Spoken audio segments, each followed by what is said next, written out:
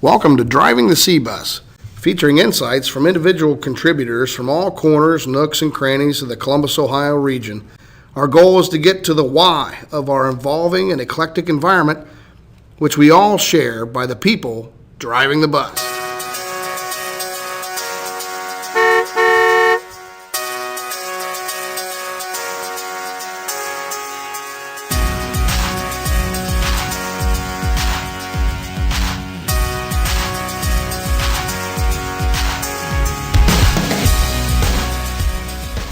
So let's find out who's driving the bus this week. Bea Wolper is president of the law firm of Emens Wolper Law Firm, Columbus, Ohio, where her practice focuses on succession planning, estate planning, oil and gas law contracts, and buying and selling of assets and businesses with an emphasis on family-owned. And with that, we'll welcome Bea Wolper. Well, thank you. Welcome, Bea. I appreciate it. It's a beautiful day here in sunny Columbus, Ohio.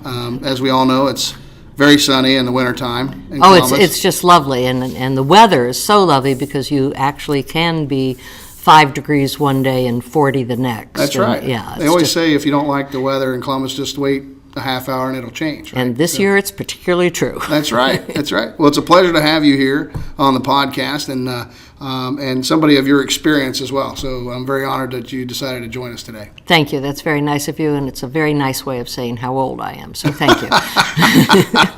Now tell me a little bit about, we met initially. How did we meet?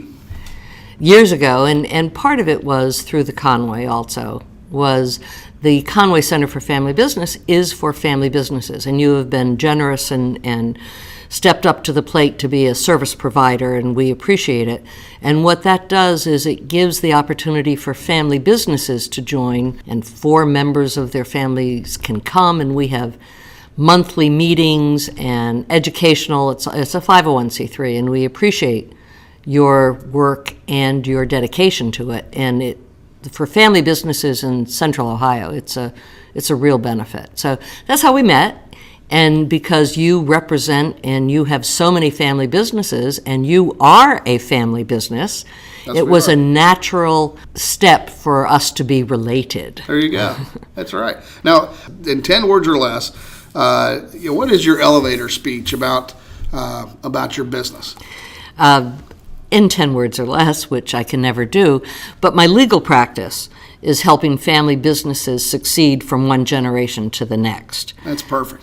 And there's probably a lot of different variables and barriers and events and things that occur, right, with that kind of interaction. Well, if you think about a parent who ends up firing their child, Thanksgiving dinner can be a little awkward. And if you think about sibling rivalry, where they hate each other and they come into meetings and say, "You never let me play with toys growing up. You were always so mean." And they're 55 years old, you want to say, "Get over it," because the family business needs to succeed and it has to move past sibling rivalry. That's right. Well, everybody's got to grow up at some point, right? And we hope so. Just because you're in the bloodline doesn't mean that you get the keys to the kingdom automatically. Right? And it also doesn't mean that the parent actually turns over the keys. We had somebody who was 90 plus who didn't think his children were ready to take over the business. Now, mind you, they were in their 70s, but they still weren't able to take it over because they just weren't experienced enough. Yeah, it's of all the pressing things that are in the family business realm, not making an estate succession plan and related procrastination of certain big decisions, you've kind of cited as the big barriers right now for that business. They are. For family-owned business. They really are. Procrastination is a killer. Now, is that like procrastination of facing reality? Yes, and the first one is, I'm going to do an estate plan soon, but you really don't mean it. You're just trying to get whoever's bugging you to leave the room. The next one is, that's a really good idea, and I'm going to do that just as soon as, and then you fill in the blank. I come back from vacation, my child is a little older, I'm going to be doing this, I'm going to be doing that. And then the third one, which is a commitment, is you actually sit down and you make a plan. And it usually takes between 2 and 4 years for the journey to be completed, but if you don't start, you're never going to get to the end. Yeah, I know. It's a lot of times, don't you think that I hear from business owners, whether they're family owned or not, is they feel like it's a waste of their time. Like, I don't have time to do that. I have to go make the donuts. I'm too busy. I'm too busy running the business. Right. I can't possibly think about that. And they don't really realize how much risk they're taking by not working on the business and Less framing up less those than issues. 50% actually have a plan. Really? That will be a proper succession. And I know this will be a surprise to you, but bad things can happen even when you're thinking you're going to do it next month, and then nothing happens. And then you're left, your family, in the worst possible position, because the state of Ohio does have a plan for you even if you didn't do yours. That's right. It's a probate court, and you don't want to go there. And right? you do not want to go there. That's and it's right. easy to avoid. Right. And not to mention the employees associated with the business. I mean, they're in the lurch as well, aren't they? Everybody. The customers, the employees, Suppliers. the business, the suppliers. Columbus is in the lurch. We've had a couple of very good family businesses where there weren't any plans. Those family businesses have gone out of business. Yeah. Now, Less than 4% can make it. Well, less than 3% can make it to the fourth generation. yeah, the odds are definitely stacked against you if you don't act. Right? Absolutely. So Absolutely. Don't live. So lesson 1: don't be a victim of procrastination. Absolutely. Right? Okay. So let's just say that I have a business, and we won't take any reality into this. Just a hypothetical situation. What would be the steps that I should take on right now? So I've got a business. I may have a family, what have you. What should I do to start in planning that out? Well, one of the things is you talk to an advisor who really wants to dig into what your goals are and what you want. Do you want your business to succeed to the next generation? And over 90% of family business owners do want it to succeed to the next generation. So that's the first good starting point. And then you have to say, well, if you want it to succeed, then why don't we make some plans on how to get from point A to point B? And then the next problem is the owner might have 3 children and say, well, I only have one that's in the business and I have these 2 other kids. What am I going to do with them? So then you have to plan about your assets and how to divide it. We strongly believe the people who are working in the business are the people who should end up running the business, not the people who are skiing on the slopes in Denver. Understood. How about owning the business? Is that the same Owning, thing, or is that you can more... split profits with all your kids, but the decision making needs to be with the people who know what's happening with the business. If the roof is leaking and you're working in the business, you're going to know the roof is leaking and you know you have to fix it. If somebody's out in Colorado, they just want the dividend. Put some tar on that. You don't Right. need to fix that roof. Right. All right. Well, let's Okay. get real. I mean, how do you have that conversation with the kids? I mean, you're with the family members and you're with the kids at work, or the siblings or relatives that work in the business, the ones that are skiing in Vail or fishing or whatever they're doing, right, and not being in the business. How do you have that? I mean, do you have an intermediary that you bring in? Do you have the president of the company or the patriarch of the family is the one that chairs that meeting? How does it happen? We advise that you always have a facilitator, that you don't try to do it yourself. I mean, otherwise you're just ending up with family dinners, then everybody's yelling and screaming and feelings are hurt. And have somebody who knows what they're doing. I'm going to circle around and then give a plug for the Conway, because there are people there who can really help lead these discussions. The discussions are difficult because you are going to tell somebody, no, you aren't able to run this business. We're going to give it to Sally Sue, who really is able to run the business, but we're going to take care of you because I love you, because you're my child. So those conversations are difficult, but they have to be done. And they start with just the founder. Let the founder figure out what the founder really wants to do first. And then you sort of have a plan on how to get there, and then you increase it, and then you invite your family, and then you invite spouses of your family. always fun. God, oh yeah, I bet that's when things get trued up, huh? Yes. Yeah, they really get real then. Yeah. Now, so that would be over multiple sessions, though. Too? Absolutely. I mean, so you don't This just lay it doesn't on happen. them and then send them down packing down the road, right? No, I mean, it doesn't happen overnight. so you talk to them and try to take it down or up the family tree, kind of out to the in-laws and such over time. And when it's successful, you will have a successful transition of the business where people know what's happening, are excited about it, and it works. And it really, we've been very fortunate so that, it's worked. But you have to plan it. You really have to plan it. You can't just let it happen by itself. Now, some of the pieces of advice that you've given me here on our questionnaire, handy questionnaire, lets us get to the point and talk about pertinent facts. You say, think about the legacy and what you want to leave for others to enjoy. Right. Because legacy is big. Well, legacy is bigger than just yourself. It's not about you, right? It isn't about you. Think about where you are. You have a family business. When you're stepping in and took over, you stepped into shoes. There was a legacy.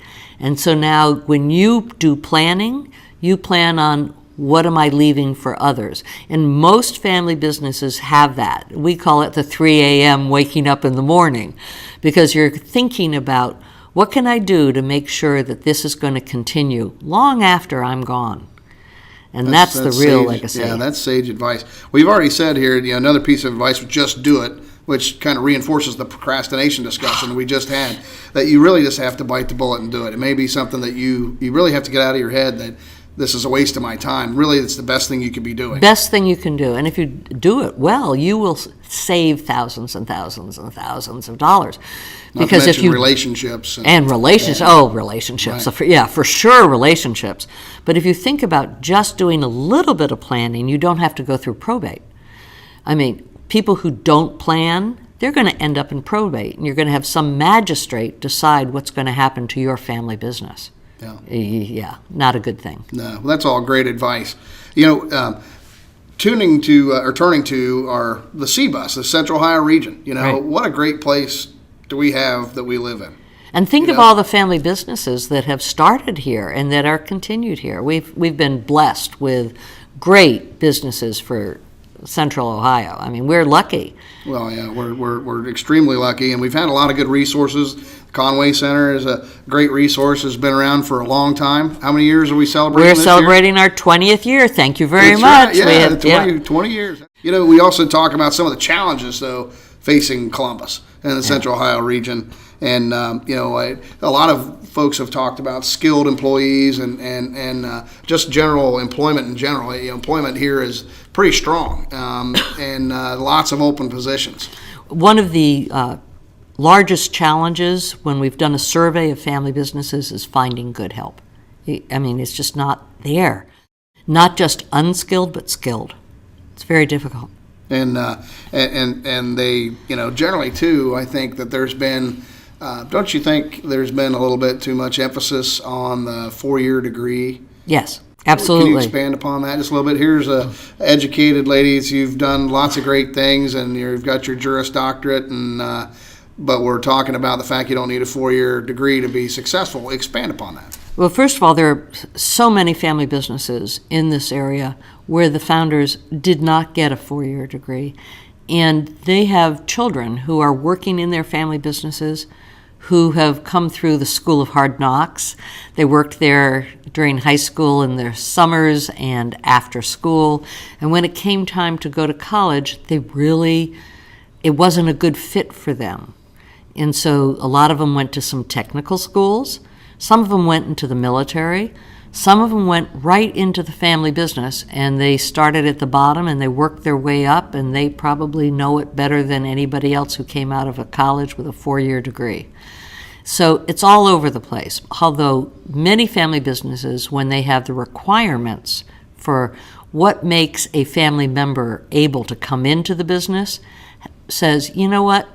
You either have to go work someplace else for 4 years, go to a college for 4 years, go into the military for 4 years, something before you come back. So you appreciate what you have here when you come back. Right. And a lot of people in Columbus the next generation have gone away and have come back and then are so grateful to be able to come back and realize how great family business is. Right. Yeah, I kind of fall in that bucket. I was, pretty wild child growing up. And, No. I learned, I went to Ohio State and majored in High Street the very first time, and I was pretty good at High Street. Yeah? Ed Jennings didn't think that was a major, though, so I needed to pick a major. But I did that. I started my own business. My father encouraged me to start my own business, and before I got into the banking world, and I got to make a lot of mistakes and learn things and all that, and not burn my opportunity to work with a family business. I never knew that I wanted to be a banker. I just kind of happenstance into it. So it's and usually the next gen, when they're growing up and they see how hard their founder and their parents are working, well, I'm not going to do that. I'm going to go out and do something else. That's right. And then they do something else, and it's like, wait, I want to come back. That was really good. And it is. It's the best thing since sliced bread. But people really need to learn how to appreciate that freedom that family business gives you. And it's an incredible freedom. Freedom with some serious responsibility. Absolutely. And obligations. Because now you have people depending on you. That's right. Yeah, so it goes hand in hand. So we've talked a little bit about the challenges of Central Ohio and the Cbus region. Tell me what you like most. People. Love the people. I grew up in New York. People are a little different in New York. Define. Define. They are a Great. little different. The people here actually care about you and will go out of their way to help you and really go that extra mile to make sure that you and your business are right in line with what they're doing, and they have high integrity, and their word is their bond. If they say, yes, this is what it's going to be, for the most part, you can rely on it. That's wonderful. Yeah, the Midwestern people are very, I don't know, it just seems like they are, their first reaction is of innocence. It's not of being suspect. They've got their hand out, with the palm up instead of with their in a fist or so it's, I would agree. It's, and I think it has to do a lot with, we're on the edge of the Bible Belt, so there's a lot of faith and that kind of thing here in Central Ohio. We have a very diverse, culturally, but also religious diversity and things here in Central Ohio as well. And the diversity really adds to it. I mean, I lived in Cincinnati for a while, and if you were not born in Cincinnati and came from Cincinnati, you were an outsider. When I moved to Columbus, I was immediately part of the inside group. There is no outsider in Columbus. Right, that's right. Yeah, we're a very inclusive group, and that's, again, what makes Columbus special. Well, now it's your turn. So what would you like to ask of me or of the host? I'd like to ask you, when you're helping family businesses, and you do, how involved is the next gen, or do you deal usually just with the first generation, the founders? We have dealt with up to the fourth and fifth generation, and everything you've said here today is true. I've been the referee between family members where Exactly. The business isn't making their debt service, they're not reinventing themselves, and there's maybe 3 or 4 or 5 family members in the business, and 2 of them are doing okay. One of them shouldn't be there, and the other 2 are pulling all the weight. And I have been the one to sit in the room and say, hey, this is the story, and you can fire me if you want, but this is what you need to hear. This. Well, that's what makes you and your bank so unique, and I appreciate it. The Emperor Has No Clothes is the fairy tale that I often tell people. You need to surround yourself with somebody who's going to tell you the truth, even if you don't like it, even if it is something you don't want to hear. If it's the truth, you need to hear it. And so the bankers can't be afraid that they're going to go someplace else, and the lawyer can't be afraid you're going to lose a client. The accountant can't be afraid you're going to lose the client. If you're really doing a good service for the people that you're helping, you have to tell them the truth. That's the hardest thing. That's right. Speaking the truth, it seems hard, but after it crosses your lips, you feel liberated. And what happens is, a lot of times the people you're talking to already knew the truth.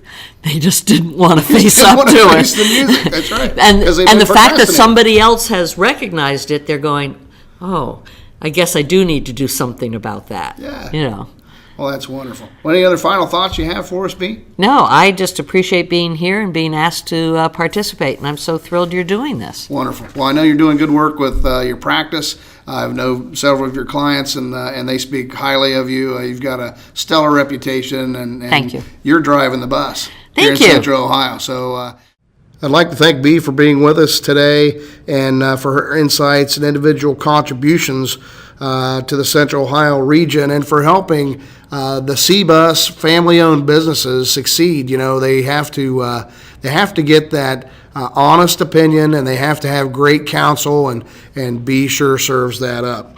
If you're interested in more information about our guests or podcasts, just click the link below. Remember, our region is what we make of it. So let's continue to drive the Cbus forward. I'm Scott McComb. Thank you for joining us.